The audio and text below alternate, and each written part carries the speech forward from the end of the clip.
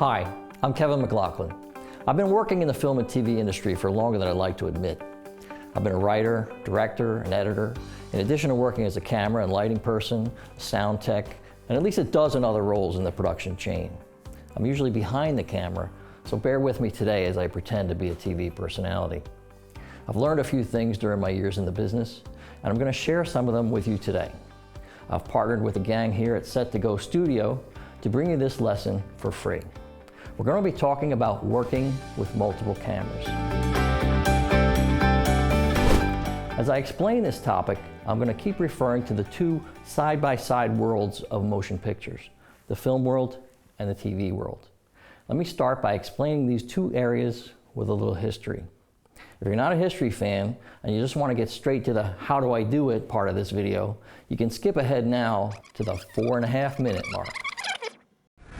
Back in the very beginning of motion pictures, around the turn of the 20th century, Thomas Edison and others developed a process using film, where numerous pictures were taken when light changed the color of chemicals on a piece of celluloid. You could hold it in your hand, and you could hold it up to the light and see the pictures on it. For a few years, the medium was just a novelty, where people took films of trains rolling down a railroad track or people kissing. That gets boring pretty fast. Someone had the idea to use film to tell a story for entertainment. Before that, the only entertainment most people could get was going to a theater, where the audience sits in the seats facing the stage and actors or singers face the audience and perform. Early films just replaced the audience with a camera. The performers all pointed in one direction, at the camera. Before long, people realized that they could make the story more interesting by stopping the camera and moving it. They could use the camera to show different perspectives and show closer looks at actors' faces and expressions. Once the film was developed, they could edit the film by actually splicing and then taping different sections of it together. So when it was projected, it gave the illusion that all of this action and all of these varied views were happening continuously. That's the basis of what we've known ever since as film-style production, using a single camera to tell a story through editing. And it's essentially the way most films were made for over 100 years in the film world. Now, next door to the film world is the TV and video world. That's where I come from. Television was first invented in the 1920s, but didn't start seriously catching on until the late 1940s, when the post-war boom saw lots of Americans getting their first televisions. TV cameras didn't use film, they used video. While film is a chemical process, video is an electronic process. An image was focused onto a pickup tube, which converted that image into a signal, a series of dots or pixels that together made up a picture that was shown on a picture tube. What a lot of people don't realize is that video came along a long time before videotape. From the time video was invented until the mid-1950s, there was no way to record or edit a video signal unless you used a kinescope, which was really just a film camera shooting at a TV screen. It was not an ideal solution. We call it the golden age of live television because that was the only way TV could be done then, live on the air. But the TV people wanted to do what the film people were doing with their multiple perspectives showing different angles. But how could they if there was no way to edit the material? The answer: multiple cameras used simultaneously. A number of cameras, usually 3, were plugged into a video switcher. As the program progressed, a technical director would press buttons on the switcher to choose which one of the cameras would be seen by the viewers at home. So while there were multiple cameras, there was just one signal coming out of that switcher. That's important to remember. We'll come back to this. Don't forget that there's just one signal coming out of that switcher and going into the final program. That's how live television worked in the 1950s. And that's still how it works today. Whenever you see a live show, whether it's a football game or a newscast or a talk show.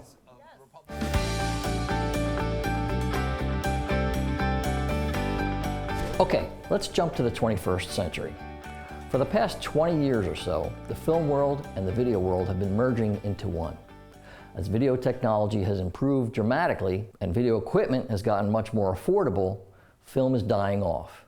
Now, almost all movies and TV shows are shot with digital video cameras, no film. What does this mean?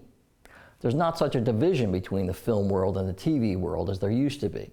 The same or similar cameras can be found in either place. It's ceased to be the film world and the TV world as much as it's now fiction programming versus nonfiction. Movies and sitcoms and dramatic television are in the fiction world, which is the current version of the film world, and the nonfiction world, news, sports, and talk shows, are usually done in a multi-camera video world, the current version of the TV world. Through the last half of the 20th century, the film and TV worlds stayed pretty much separate, where the film people used one camera and the TV people used several at once. As the two worlds merge, we're seeing techniques from each side spill over to the other. One reason the film people only used one camera most of the time was that film cameras and film were very expensive, and you had to pay to develop and print film.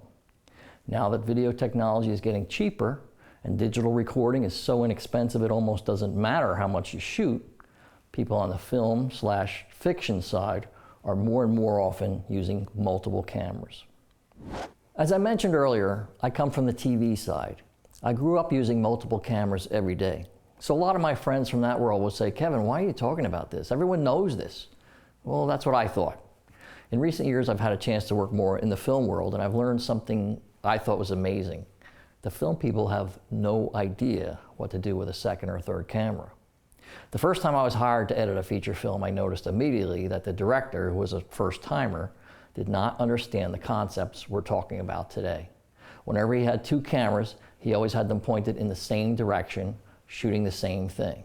I thought, well, this guy doesn't know what he's doing. And I thought it was just him. But not long after, I worked on a TV series where the director was a highly experienced veteran of dramatic programming, and he was doing the same thing. That's when I decided to make this video to help our friends from the film world figure this stuff out, because apparently no one on that side of the block ever learned these basic principles. Let's start by looking at a very basic type of live production, the talk show. We've set up a silly little make-believe talk show to illustrate. The studio is set up with a desk and a couch for guests. 3 cameras are set up in an arc. Note how the cameras are spread out. That's how you cover an entire scene with multiple cameras. Camera 1 is always on the left, and that always shoots the person on the right. In this case, the host at the desk. Camera 3 is always on the right, and that always shoots the people on the left, either of the guests or possibly both. Camera 2 is in the middle, and we'll get the wide shot of all 3 people or various combinations of people. While they're off air, these cameras may swing back and forth to vary their shots throughout the show, but this is the basic approach. You can see the most important aspect of this setup in the control room. When you look at the 3 cameras, each one shows something different, so the director can always choose any one of them without having a jump cut. A jump cut is when you make an edit or a cut between 2 shots that are too similar, like this, or this. You can see how that looks like a mistake because that's exactly what it is. The shots need to be coordinated to be different so that the director always has the option of cutting to something that makes sense. This way we have an arrangement of cameras that keeps in mind that single feed that comes out of the switcher. It would make no sense to have all the cameras showing the same thing because then you would have nothing but jump cuts and you would be wasting your second and third cameras. Now let's look at a production from the film or fiction world, where we have 2 people sitting across a table from each other. Again, a very simple production, but the principles we're discussing here are the same if you're shooting something simple like this, or a fight scene in a Batman movie with 10 cameras. The traditional film style director will prepare for this scene by making a shot list, making sure to have every angle and framing needed to tell the story. The basic shot list for this scene is shown here. What usually happens with these directors when they find out they can get a second or third camera, they think, great, I can cover all my shots that much faster. And then they just run down their shot list doing 2 shots at a time, not thinking about how those pairs of shots fit together. Even if you're not using a video switcher to select shots on the fly, you need to think about all of your cameras as a single entity, just like what comes out of that switcher. Look at this pair of shots. I see this on film sets all the time, and it makes me want to scream every time I do. If you go to Video Village and you see this setup, call an ambulance, because you're about to see a terrible accident. Because what do these two shots constitute? A jump cut. Remember this rule. If you can't cut from camera A to camera B, you're doing it wrong. Look at your two shots side by side. If that's a jump cut, move one of those cameras so you have two shots that work together. By the way, at this point, you may have noticed that in the TV world, cameras are always designated by numbers. Cameras 1, 2, 3, etc. But in the film world, they usually have letters. Camera A, B, C, and so on. Another rule, cameras should never be right next to each other. Sometimes if space is tight, you may need to be close, but always try to have some separation. And most important, make sure the shot on that second camera is different from the first one. It's a simple concept. If you want a different perspective, you have to be in a different place.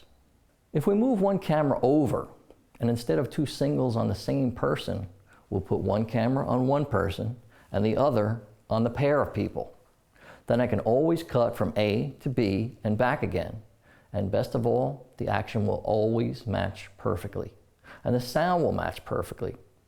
Remember how I said earlier that the early film pioneers found a way to create the illusion that action was continuous? Well, with this technique, there's no need for illusion. It really is continuous. No matter where the people move, I can cut back and forth anytime with perfect sync. That's the whole point of having multiple cameras. Now, am I limited to just these two shots? No.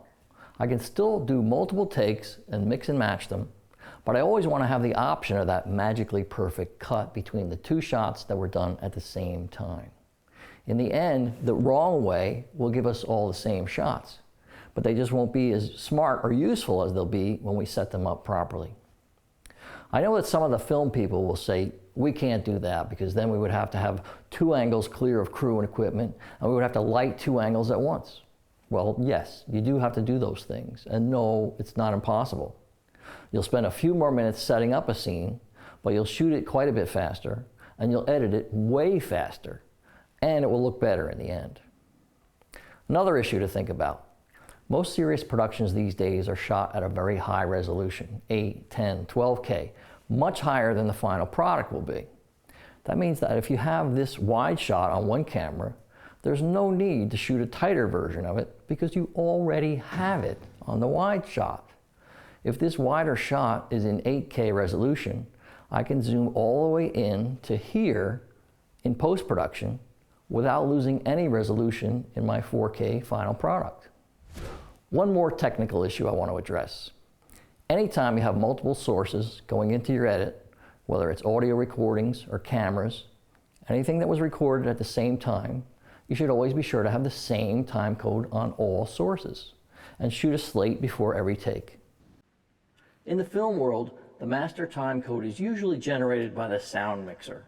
It doesn't have to be, but you need to choose that master source and make sure all of your components are in sync with it.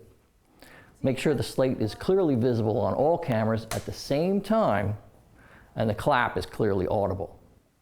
If you don't have a fancy slate like this one, just shouting out the scene and the take number and clapping your hands helps a lot. Scene 105, take 1. Your editor will thank you. Now we're going to do a little demonstration where we'll shoot the same scene two ways, both using two cameras. It's a very simple scene. The actors aren't moving around, the cameras don't move. But in just about any movie or TV show ever made, this scene is in there. Two people talking to each other. First, we'll do it the right way, where we pay attention to how the two cameras work together. And then we'll shoot it what I call the wrong way, the way a whole lot of the film people are doing it. We'll time how long it takes to cover the scene each way. Then I'll edit both scenes, and we'll time how long it takes to edit each one. Finally, we'll see which method gives us a better looking scene. You can follow the links at the end of this video to see and compare the two scenes. There's also contact info for me and for Set to Go. If you have thoughts or questions, write to us. We'll post all the polite comments. I hope this has been helpful. Thanks for watching.